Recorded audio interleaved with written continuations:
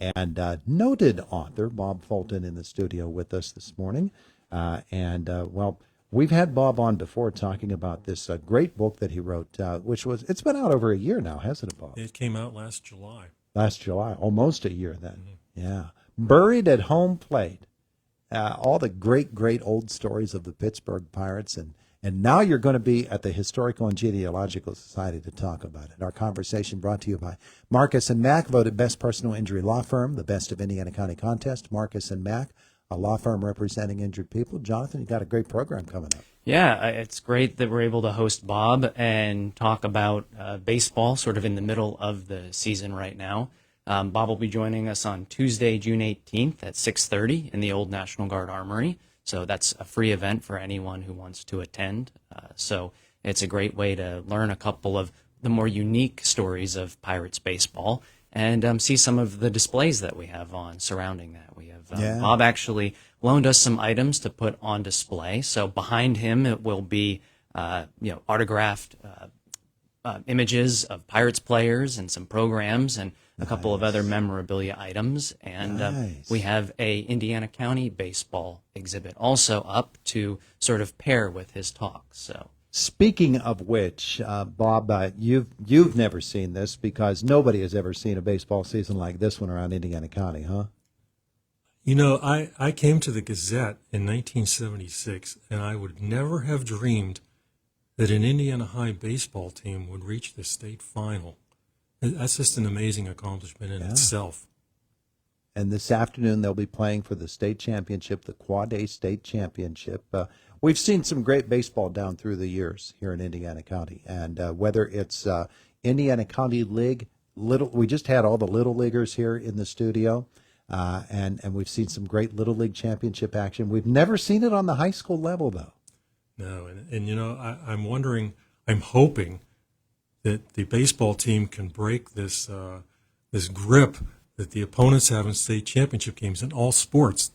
We just had two basketball teams last year losing the finals and one this year, so we're due to win. Yeah. Well, we did get a swim championship this year out of Indiana High. That's the first ever team championship, but it's going to be a fascinating watch here this afternoon to see if that happens. Speaking of fascinating, it's been a few years since the Pirates have won themselves a World Series title. 1979 was a couple of years ago, anyway.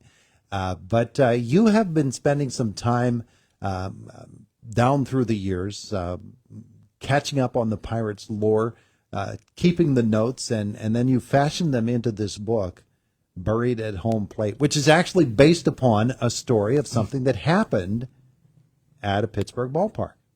I was just telling Jonathan that some of the items are right out of Ripley's Believe It or Not. You read them and you think, this couldn't have happened, but they did. And, of course, Fred Carroll was a member of the 1887, they were the Alleghenies then, before they became the Pirates, and he had a pet monkey who had died just before the season started.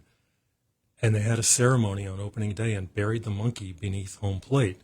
And since he was a catcher, that allowed him to be close to his companion.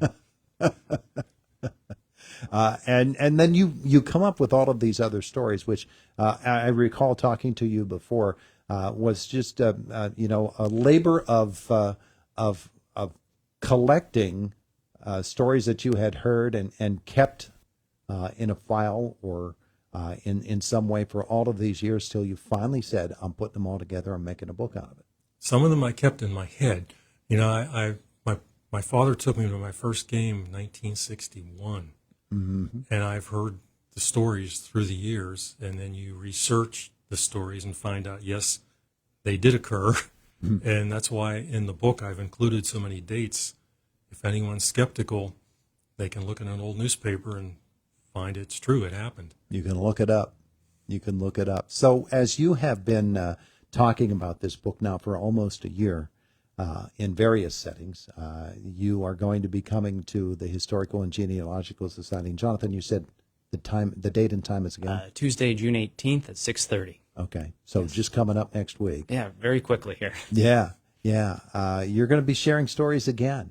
What are some of the stories that really stand out to you and that you'll be highlighting at the event on Tuesday? I think the strangest one, and it would never occur in these modern times, was 1894. I love the oldest stories, the 19th century ones, where there was a tie game in Cincinnati, and a Cincinnati player hit a ball into the left field bleachers. Back then, that was in play, and the Pirates left fielder and center fielder went after the ball, and some Cincinnati fans sort of surrounded him, kept him from picking up the ball. Well, one finally did, but then a Cincinnati fan pulled a gun on him and was even identified in the newspaper reports. Oh, yeah. Yeah. So you look at that and you say, well, that'll never happen today. Hopefully not. Yeah, we hope not. But, back in the day, a stadium such as that, you'd have a rope around the outfield or even nothing around the outfield to serve as a barrier. There were no leaping catches at the wall back then because there was no wall. The first World Series, 1903, it does mention fans ringing the outfield, and any ball hit into the fans was a ground rule double. Yeah. Amazing. Just amazing. And we've seen the photos from back in the day, actually having to do with the photos. The newspaper photographer would walk right out onto the field and right next to the catcher or the pitcher, as the play was going on, there would be the photographer taking the picture of it. They took a risk, more so than the photographers today, that's for sure. Yeah, pretty amazing things. Some of the other stories, of course, of the Three River Stadium, of Forbes Field, of what was it, Exposition Park. Yeah, all of those stories. Have you gotten other stories that people have told you since you published the book? I really haven't heard any that I would have liked to have included, except for a story about, I bought a book about haunted baseball, and apparently, maybe 15, 20 years ago, some of the Pirates were staying in a hotel, I think it was in Tampa, and they could have sworn they saw apparitions. Oh, yeah? That would have been nice to include. Oh, man, and it might have had to do with the lobster they had that night, too. Might have. But you never know. Jonathan, this program coming up on Tuesday, what was the origination of it? What made you want to do this? Well, we had done a baseball exhibit in the past, and our program committee is regularly looking for authors and books that are being released locally. And, someone said, well, what about Bob Fulton and his new book? I just bought it. I read it. It's interesting. And so the talk kind of stemmed from that. And we reached out to Bob.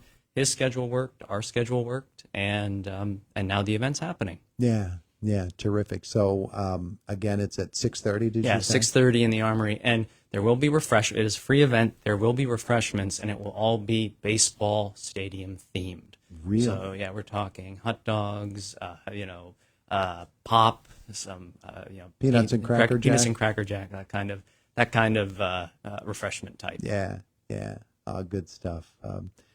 Three Rivers Stadium, of course, is big in a lot of people's memories. Not as many people, Bob, remember Forbes Field. I went to Forbes Field once when I was a kid, but Three Rivers Stadium a lot. I remember I was there the night Thurman Munson died, and that came they flashed that onto the scoreboard, and the collective gasp that you heard. And I recall once being in center field underneath that giant scoreboard in center field at Three Rivers Stadium.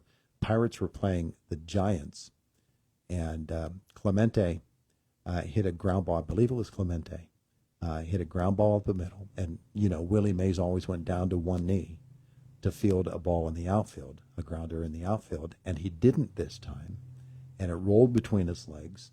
And it went all the way to the center field wall. And Clemente turned on the Jets. And I believe that he routed the bases, went all the way around to score in what should have been a single. But what I recall about it was we were there in the first or second row underneath the scoreboard, and the ball rolled right below us on the field, and Willie Mays was swearing as he ran after that ball, just cursing because he'd made that bonehead play. But that's what I remember. There's my Pirates story from watching the Buccos play. That's one of the rare mistakes Willie Mays probably ever made. Yeah, pretty amazing stuff. I remember watching Tommy John there at the park as well, warming up in the bullpen before a game, and my buddy dropped his drink down on Tommy John's uniform. That was not a happy circumstance on that day either. But those kinds of things are what fill up your book. You know, the interesting thing about Tommy John is after he had the surgery that is now identified with his name, he won more games after the surgery. Yeah. He was a fireballer before then, wasn't he? Yeah, and then he became more of a junk ball pitcher, but kept winning. He learned how to do it. Jonathan, what else do people need to know about the event? Parking? So parking, the Society's lot, and then metered parking around the Society. We're hoping the weather's nice, and parking there on Washington Street for the event as well. And then just come in the main doors. Doors will open at 6, and folks are welcome to tour the museum before the talk, and then maybe check out the baseball exhibit and some of the memorabilia. And then we'll hear Bob talk for about 45 minutes to an hour, however, he feels compelled, that the number of stories that he feels compelled to share. He gets it rolling. Yes, because we have had some authors that, they just captivate the audience. And sure. So I think Bob has the material that's just right for that. He could go long into the night. Gentlemen, thanks so much. Thank you, Todd. Thank you, Todd. We appreciate it. It is the voice of Indiana County. It's WCCS 101.1 FM, AM 1160, WCCSradio.com. Boomer Sports, brought to you by S&T Bank. People Forward Banking. Hi, I'm Garrett Greek, your local mortgage banker at S&T Bank. The sunshine is back. Let us help you find the perfect home to enjoy the sights and sounds of summer. Visit me at one of our Indiana